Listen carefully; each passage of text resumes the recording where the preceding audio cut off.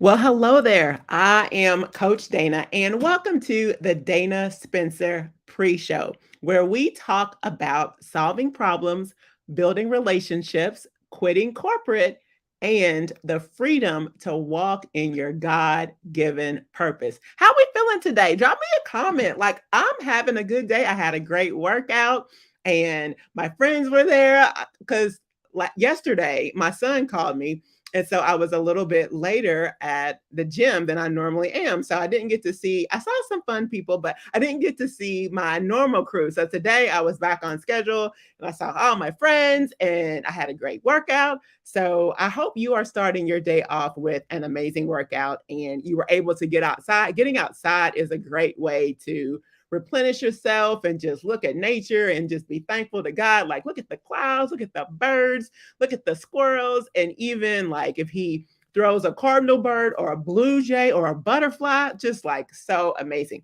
So today we are double clicking into quitting corporate. Now, don't before you say anything and before I start receiving all of the hate mail, quitting corporate is one of the things that real estate allowed me to do. So when I was trying to figure out what I was going to talk about on the Dana Spencer show, I had a conversation with a coach. Shout out to Jay Chase, who asked me a question. He was like, well, what has real estate helped you to do?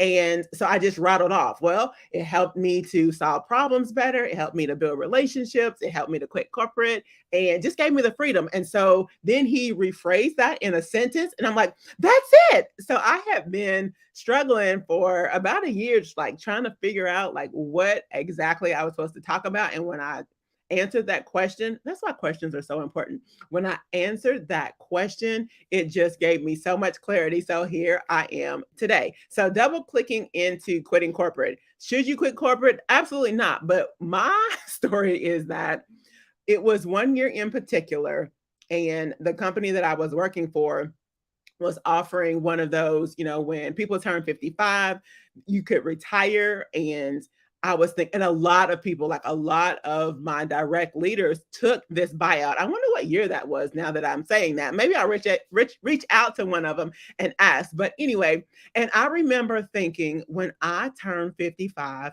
I want to be in a position to take that. So I called my mortgage company and my loan would be paid off in 2027. I was going to be 25 in 2025. I was going to be 55 in 2025. And I thought, well, whatever they offer me, it should be enough to pay the rest of my mortgage.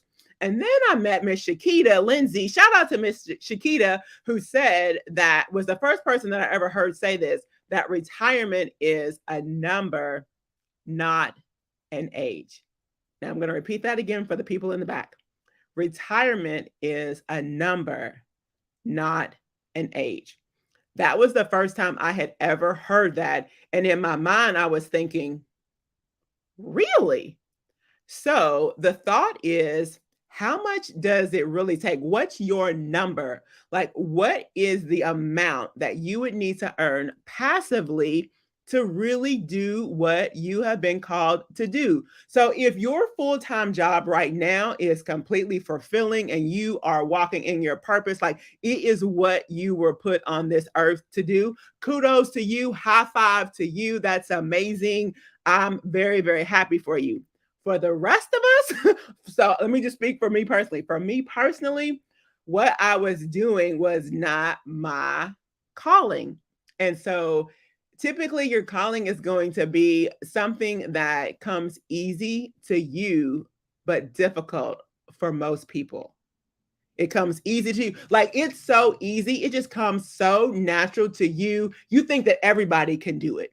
And you think that everybody does it easily. And you don't realize that you could potentially get paid to do that because you are taking whatever it is you do naturally for granted. Like maybe you're an amazing baker. Like I remember, what is it like for the family get togethers? You always make X and like you make the best cupcakes or you make the best brownies or you make the best dressing or you make the best macaroni and cheese. Like you see what I like, right?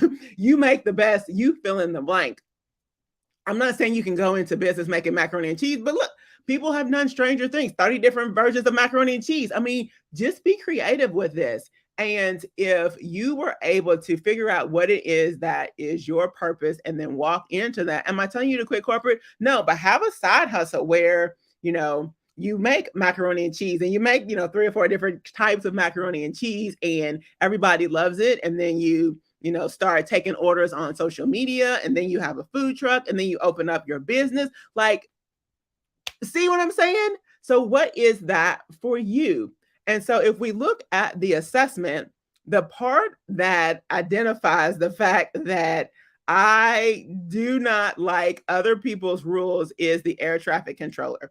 The air traffic controller is your behavioral preference as it relates to other people's rules and protocols and systems and all of that. Do you need systems? Yes. And I keep hearing more and more the most successful people have systems.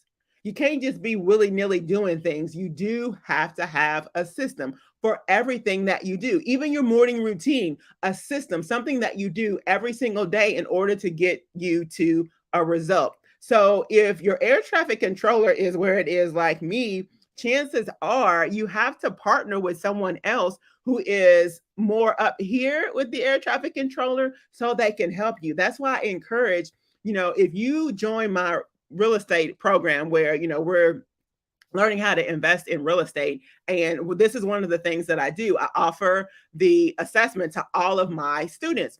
And so what we find is chances are partnerships need to develop because with the areas where I'm not so strong in, if I partner with somebody else who has those strengths, now we're going to be a dynamic team, right?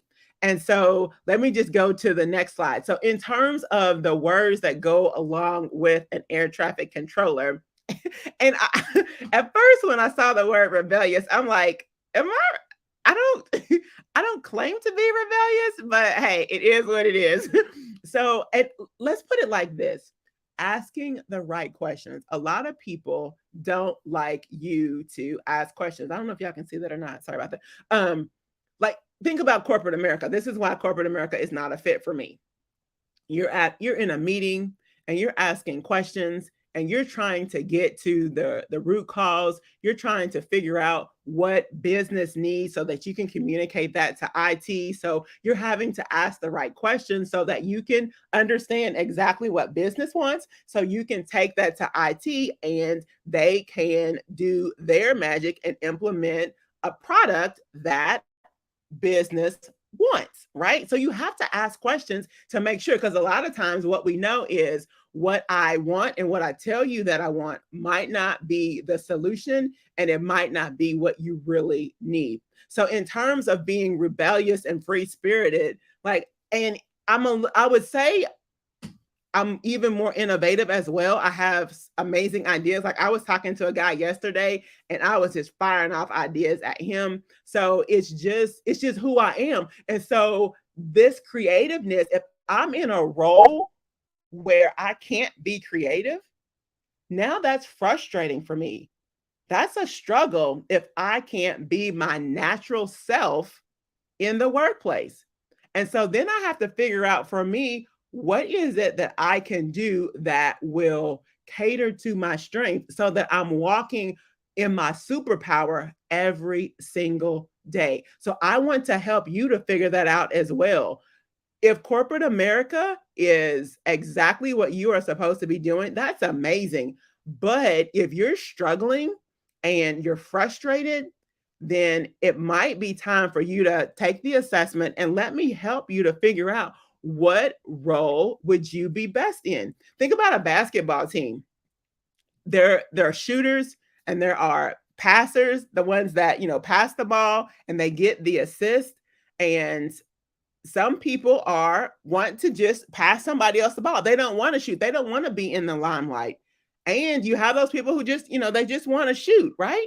And so who are you? Like, who are you really? And here's the thing. This is why you need a coach, because in and of yourself, it's hard for you to figure out your superpowers potentially because you have been lying to yourself about what you really want. And if you're in a role, so use me for an example. I'm in a role where I can't be creative.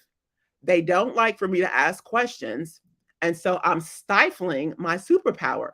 So after a while, then I stop asking questions. Well, not me. I continue to ask questions. That's the rebellion in me. I continue to ask questions because I have a job to do. And in order for me to do my job, I got to ask you questions. So if you get mad at me because I ask you questions, then that's just on you. So anyway, and so just think about the fact that it's so, so very important for you to understand who you really are. And you can't necessarily see that because you potentially have blind spots. And coaches, what they can do is they're able to see the big picture and they're able to shed some light on the subject and on your life and on your situation to help you to figure out what is it that you have been called to do.